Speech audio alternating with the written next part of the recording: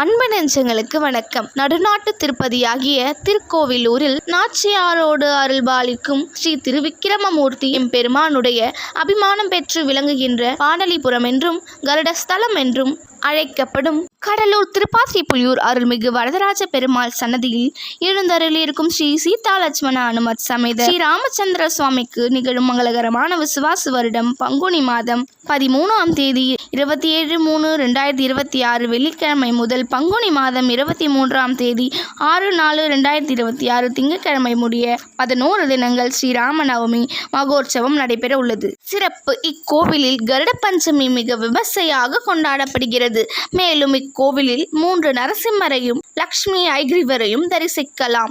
இவ்வைபவத்தில் பகவத் பாகவத கோஷ்டிகள் அனைவரும் கலந்து கொண்டு கண்டுகளித்து ஆனந்தித்து சக்கரவர்த்தி திருமகனாருடைய திருவருளை பெற்று உய்யும்படி வேண்டிக் கொள்கிறோம். அன்பு நெஞ்சங்களுக்கு நன்றி.